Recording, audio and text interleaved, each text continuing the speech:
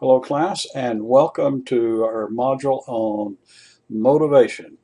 We're going to talk about what motivation is. It would be great if we could just give somebody a motivation pill. Doesn't work that way.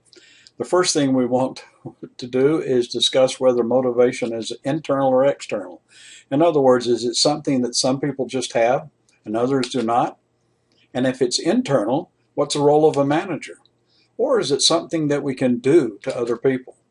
So let's take my friend here. He's supposed to have a 10-minute coffee break, and it's been 20 minutes so far, and he doesn't appear to be wanting to go back to work. If you threaten him to get him to go to work, is he now motivated? Don't think so. If you bribe him to go back to work, is he now motivated?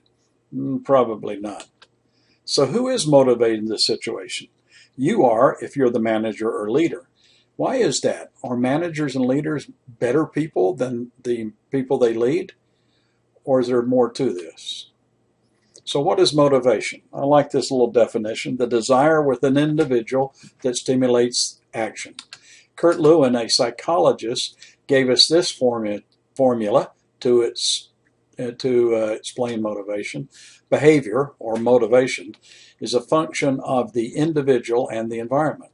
So you're motivated and behave the way you do because of who you are and the situation in which you find yourself. So here's a simple model of motivation. You have needs that you become aware of. I wake up in the morning and I need food. I feel hungry. That causes tension. That changes my behavior. I go into the kitchen. I find some breakfast. I eat the breakfast. That rewards me. It tastes good. I no longer feel that tension, and my need is filled. This is called a need theory of motivation. Okay, so let's talk about need theories and where they come from. Let's start with the work of Sigmund Freud, who said that we're motivated by subconscious drives and techniques, or drives and needs, which require fulfillment. Now, why do people like to talk about Freud? Probably because he talked a lot about sex. He said that we have different components of a personality, and that those components affect the needs that we have. The first part is called the id, the basic drives and instincts of a person. The ego, the rational or executive part. The superego, the moral values or conscience. And again, he's still thinking about sex. Freud said then our personality is developed as we go through those different stages of development while still thinking about sex. What are those stages? The oral stage, 0 to 18 months, everything in the mouth. Child, of course, has to nurse for nourishment, but also wants to keep sucking, so they suck their thumb. They put balls in their mouth, cat food in their mouth, whatever they can find. Some people seem to never outgrow that. And then there's the anal stage. 18 to 36 months, they become fascinated by potty training. The genital stage, 3 to 4 years, they're fascinated by finding out they have genital organs. The Oedipal stage, 5 to 6 years, you're attracted to the parent of the opposite sex. The little boy wants to marry his mother. The little girl wants to marry her father. Latency, this is my favorite time, 6 to 12 years, where children learn how to play gender roles, what a boy should be, what a girl should be. It's fun to have children this time. You can take them to the carnival, you can take them to parades, you can play with them, and they're fun, and that's what you think about when you think about being a parent. And you better enjoy it, because the next stage is puberty, when hormones start raging. 12 to 14 years, everything hits the fan, and now not only Freud, but also the teenager is thinking about sex. So how useful is Freud's theory to a practicing manager? Well, let's view a film by a guy named George Labovitz called Freud and Maslow. He did a series of videos called Motivational Dynamics. We're going to just view 2 of them.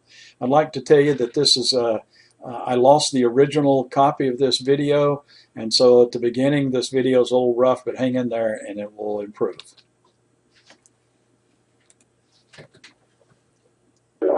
Freud's ideas about behavior are the most relevant to your needs as a manager, because what is Freud saying? Freud says that your behavior is the tip of an iceberg, and buried beneath the surface are the reasons why you act the way you act.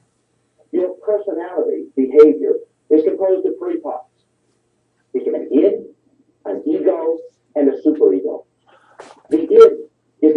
primal drives of man, rage, lust, aggression, hate, sex. Now, the ego is the executive part of the personality. The ego takes into consideration time and space and viscera. It controls the id. And the superego is the moral or ethical values that are learned early in life. And the way it works is, for example, the male id might see a good-looking secretary or staff nurse walk by, and the male id might say, I want staff nurse. And the ego will say, hold it, no time. There's not enough room here between these desks. You got a staff meeting, and the superego says, what? And slaps with the both of them. This is perfectly normal behavior. This is your personality. Where did it come from? It evolved through certain stages of early development growth. Freud argues that your behavior is like a sapling. Early in life, it can be molded, but later on, it hardens, and there you go, and you're stuck with whatever you are. What are these stages? The oral stage, the anal stage, the genital stage, Oedipal stage, latency, and puberty. We progress through these. Our body and mind grow together. Our personality evolves like a sapling. Oral stage, 0 to 18 months of life, for example. I wonder how many of you gentlemen were present at the birth of your children in the delivery room. It's an incredible experience. And as a management consultant, it's incredible for me to see a system work so well. Out comes the product. There is the mother's breast with the right amount of temperature, the right milk, the right consistency. And the kid wants to take it. Why? Because the nerve endings of the infant are highly developed. It enjoys sucking at the mother's breast. It's getting something else at the mother's breast. It's getting what psychologists call stroking, skin on skin. Very important for the healthy personality development of a young child. Nature never envisioned the propped Coke bottle. The child is learning while getting its milk that this is a very nice, warm, soft, cuddly place to be. Next stage, 18 months to 36 months. Anal stage, the nerve endings of the anus become established. The child is learning to become toilet trained as it becomes aware of its bodily function. Now, perhaps you're one of those fathers that says, my kid isn't going to go all over the floor, and take the kid and hand it to your wife and say, train him. So your wife fills up the child over here and brings it over there and sits it down and waits. Now, you may call this training. I call it timing. When that kid is ready to be toilet trained, it'll be ready. Psychologists argue you can start at a year and a half, it'll take you about a year. You can start at 2.5, it'll take you about a week. The choice is yours. But during this time, that child may learn, if you're very adamant about this, to be unfeeling, ungiving, or it may learn to be open and loving, because look at how excited mom is getting when we leave this little deposit in their pot. He's able to control the environment. The personality is learning things throughout all of this. Genital stage. My son is a perfect example of this. When he was about 3 years old, he looked down one day and discovered, to his amazement, that he had a penis. Wonder of wonders. And just to make sure nothing happened to it, he held on to it wherever he went for a year. Into restaurants, to his grandmother's house, wherever that kid went, there he was. Perfectly normal. Perhaps you're one of those fathers that says, my kid won't do something like that. That's immoral. He'll go sterile. Fine, slap his wrist. Do your thing.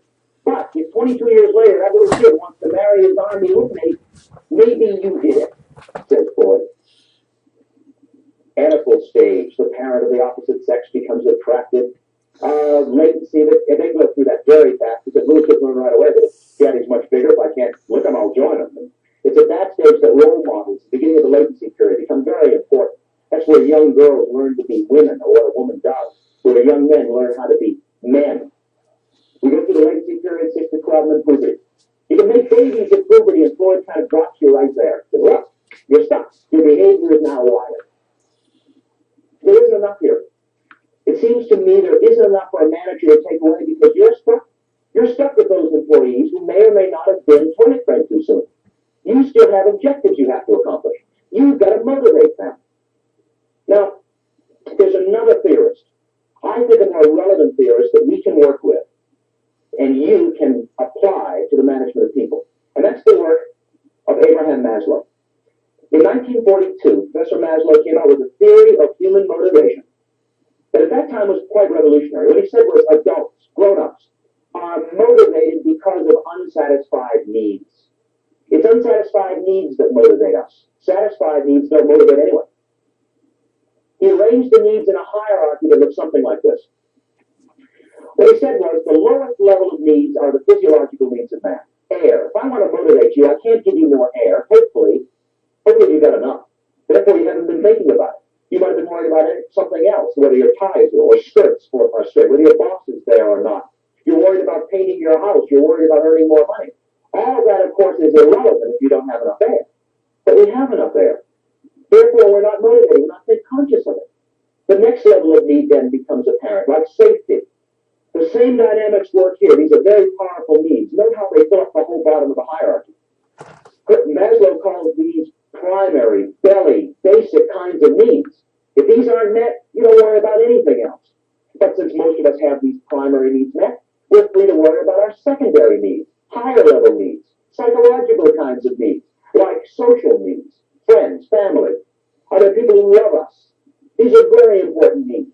But hopefully most of us have those needs met as well. So what is the next level we worry about? Esteem, ego, dignity. Why else would you mow your lawn? Why else would you get your house painted? Why else do you really need that new car? Because many of us are driven to it because of an unsatisfied need for ego and esteem. And Freud argues that this is both internal and external. As we'll see later on, we have a real need to think well of ourselves. We like to like the person looking back at us in the mirror in the morning. We also have a real need to have a good reputation. Vitally important. Lastly, self-actualization. He doesn't define self-actualization very well. It's kind of a nirvana where all of your needs are met. Where you're finally happy doing your thing. We go up and down this all the time. My example, my own pet story about this and how it applies to me is when I was a graduate student, I left the Air Force and made a big career decision to go back to graduate school for my doctorate. And the decision was, should I fly airplanes or go back to school? I used to fly airplanes for a living. And I decided I'd go back to school to try to teach, and if I flunked out of school, I'd go fly airplanes. Well, I didn't flunk out. 2 years later, I was buried in the library, and I came across a copy of Business Week magazine. On the cover was a picture of a man who was a full senior pilot for TWA and a professor of management at Stanford University. A very well-known guy who does both. I looked at this and I couldn't believe it. He's flying and he's teaching at the same time. The article went on to show that as a senior pilot, he schedules where he wants to fly, and then he would fly himself to New York for consulting, fly himself back to Acapulco where he will rest, and fly himself from Acapulco to Stanford for spring semester. I wrote him a letter. Dear Professor So-and-so, how can I grow up to be like you? Exactly what I asked him. I'm a commercial pilot getting a PhD. How can I grow up to be like you? He wrote me back an equally terse letter. You can't get there from here, he said. You can no longer teach at a first-rate school or fly for a first-rate airline and do both at the same time. Make a choice. All right, I made a choice. I'll never be self-actualized as long as he does his thing. Imagine, male fantasy, imagine that you are this fellow with your braid and cap and you're going out to fly yourself to New York City and you're getting all kinds of ego gratification. Good morning, Captain. Good morning, Captain. Everybody's there to do your bidding. The first officer wants to know, do you want to go to Omaha or do you want to go to somewhere else? You say that one. The meteorologist says, do you want to go at 33,000 or 30,000? You say that one and they go off to do their thing. You inspect all the whole crew. Everybody passes muster before you and you all go out to the airplane and strap yourself in and there you are sitting in this big, beautiful 747. You crank it all up, tunnel out to the end of the runway, push all the throttles forward and down you go. You yank the thing off the ground and you're still up here. You're doing something you spent 20 years trying to do, learning to do, you're good at it. You're way up here, getting all kinds of psychological reward as you fly up, look down over San Francisco, and bend it around, and fly yourself out towards New York City, leveling off at 33,000 feet. What do you see? What you see is probably this guy with the airplane on autopilot preps, a stewardess standing by, waiting to do his bidding, coffee in his hand. Is there anyone who wouldn't be self-actualized? He'll stay self-actualized, you know, until they approach the Great Lakes. And the flight engineer says, I'm losing power in number one engine. All right, it's a problem. He may put down his coffee, and he may be thinking, I'm going to impress the girl, I'm going to impress the co-pilot with how skillful I am. He's still up here. As he disconnects the autopilot and begins to correct the problem, and the flight engineer suddenly yells, uh-oh, fire in number two. Lights go on and horns blare, and now all of a sudden, he's in deep trouble. Now all of a sudden, he's not concerned about impressing the girl, the co-pilot. Now he has to get it on the ground. Now he's a technician. He wants fire engine checklist. He wants alternates in Chicago. He wants weather in different places. Now he's descending and falling out of the sky. Now, all of a sudden, we begin to see him descending down our hierarchy. And when the flight engineer says, oh my God, number three engine just fell off The wing. It doesn't fly very well. Bam! Scene 2, Lake Erie. Swimming to the surface, struggling to keep water out of his lungs, is our boy. Old Watashi, as the Japanese say. He doesn't care about the stewardess, the consulting, the airplane, the passengers. He just wants to stay alive. He descended 33,000 feet and bounced off every one of these things on the way down. One of the great things about us as human beings is we're indefatigable. By that I mean 3 hours later, first successful ditching of a Boeing 747. All the passengers say, what you'll see in the lobby of some great hotel in Chicago is, my boy, perhaps a soggy stewardess, some champagne, and bam, he's right up here again. We go up and down this thing all day long. Most of us, unfortunately, don't go up and down 33,000 feet. But if you plotted the peaks and valleys of us, we'd all be here. We're concerned about these kinds of things. If you understand the dynamics of Maslow, you can understand the dynamics of people who are down here. When you're down here, you don't care whose backyard you throw your garbage into. You've got more important things to worry about. Now, what Maslow also helps us explain is the behavior of people who are up here. If we're here, what about the behavior of people who are up here? Like our children. I wonder how many of you are able to satisfy the needs of your children better than your parents were able to satisfy your needs. That is certainly my case. I'm the son of a Lithuanian immigrant, for example. My father was a graduate of a German slave labor camp. He was liberated by the Russians, and he was in a Russian slave labor camp during World War I, the Russian front. He had no formal education. Most of his family was wiped out. He hid in caves eating a raw potato a day, worked his way to the coast, got on a cattle boat, and came to this golden land, America. He worked his way up to Lynn, Massachusetts, because he had relatives there, and he opened up a small tire store, and he raised 3 sons, and then years later, a daughter. My father used to say that his children were his monuments. What else did he have? Because he was a wonderful father, and he was not a very good businessman. We were not very successful. We lived in a not very good section of town. We didn't go to very good schools. We had no books on the wall. We didn't have very many presents. Now, I never knew, my brothers and I never knew certainly, that we were deprived when we were kids. I didn't know we were poor until I took sociology in college. Then I discovered it. Because I had a wonderful childhood. What was so wonderful about it? I had excuses to fail. When I was 16 years of age, I went to my father and said, Dad, I want to quit work and quit school and go to work with you in the tire store. My father said, great. Fortunately, I guess, my mother said, shut up and go back and study at the kitchen table. It's been many years since that moment, but I remember it vividly, and I now understand why my father said great. Because he brought a standard with him. He brought a standard from the old country. And the standard was, step on me, my sons, and do better. And he looked up at a 16-year-old boy that had never eaten a raw potato in his life, that was raised on vitamins, that had 12 years of formal education, that had more than he ever hoped his children would have. And psychologically, I know he said to himself, he had done it. And by doing so, he allowed us excuses to fail. All during my brothers, both of them were lawyers, during their bar review, during my doctoral exams, the line of my family has always been, don't sweat it, boys. You can always work in the tire store. It's a wonderful thing to have, you know. It gives you that attitude that you've been thrown out of better places than this when things happen. I have a son. In contrast to that, I compare my experience to my son. He's 5 years old now. He lives in an 8-room house in a beautiful suburb. He doesn't sleep in the attic with his sister the way I did with my brothers. He has his own room. He has a backyard with an extravagant child with devices in the back. It's all fenced in. My kid doesn't kick cans in the street like his old man did. It's all fenced in and grassy so that he and his puppy and his sister can run free. He's got air conditioning in his bedroom. He's got wall-to-wall carpeting. He's got books on every wall. And I say to that kid, step on me, my son, and do better. How's he going to do better?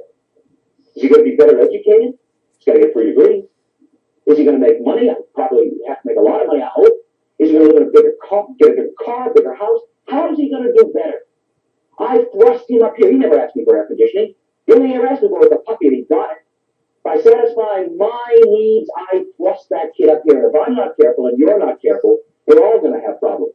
And the problems might be when my son goes to his private school or his good high school that I never went to, tacks down his first frog, slices it open, and vomits all over it. There goes my son, the surgeon. How can he fail? How can the dummy fail? I gave him an air conditioner. I gave him a jungle gym. I satisfied all of those needs. I, as a professor, see students like this all the time. Kids who say, my old man likes carpets and Cadillacs. I like cockroaches. Change the rules, and you can compete. As we've seen in this unit, the theories of Maslow, the dynamics of Maslow are theories of human motivation, not just related to management. They relate to our children, they relate to our marriages, and above all, to our management. And that, of course, will be the topic of our next. Okay, so let's talk a little bit about Maslow's hierarchy of needs, which he discussed. So the lowest level, or most basic, or foundation, are what he calls physiological needs. Food, water, shelter. I guess students would put sex in there also. These are human needs that we all have. Once those are filled, according to Maslow, then we become concerned with safety needs, security, protection. We don't want anybody stealing our food or our water or shelter and so forth. So we have smoke alarms. We have a gate around our house, or a fence and a gate. We have police force and so forth. Once we feel safe, then we become concerned with social needs or sense of belonging and love. We like to feel like we're part of a group and that we're loved. Then we move to the next level, which are esteem needs, self-esteem and recognition. We want to feel good about ourselves and we want to be respected by others. The highest level of needs is what he calls self-actualization, self-development, and realization. I usually think, if I won the lottery and I was a multimillionaire, what would I do with the rest of my life? And that might be what I would find is self-actualizing for me. Now, according to Maslow's hierarchy, you're not concerned with higher level needs unless the lower level needs are being filled. And the idea to apply this is find out what level the people who you lead or who work for you, if you're a manager, are on, and then you know how to motivate them. But I'm not sure that the lower level needs have to be completely filled before we become concerned with higher level needs. For example, I was a graduate student at Arizona State University working on my PhD, and I had very little money. And I think at this particular time, when I tell you this story, we had 5 children and another one on the way. And we were eating pork and beans and macaroni and cheese and just scraping to get by. And there was a lady who lived across the street from us who was divorced, and she had 4 small children of herself, and she was kind of in the same boat financially, just scraping by. One day she said, you ought to do what I do. We said, what's that? She said, I go to the Alpha Beta supermarket down the street. I go in the back where they have dumpsters, and they throw lettuce away because it's got a little bit of brown spots on it. So I just get the lettuce and cut the brown spots off, and I've got lettuce. And I find bread that's beginning to mold in one part of the loaf, and I just cut out that part of the loaf, and I've got bread. You get a lot of free stuff if you do that. Now, I didn't do that. Well, part of it was, I needed food, and so that was strong, but that need maybe was kind of being filled. I'm not sure. But I was concerned about safety and security. I thought that food might make me sick. And besides, I was concerned about social needs. I didn't want my neighbors to see me dumpster diving and getting food out of a dumpster. So I was concerned maybe with all 3 of those levels of lower level needs at the same time. So keep that in mind as you think about Maslow's hierarchy. Still, it's a very good concept and a good model to follow. Okay, we're going to end this video 18 at this point, which is motivation part 1, and we'll continue with video 19 in just a minute.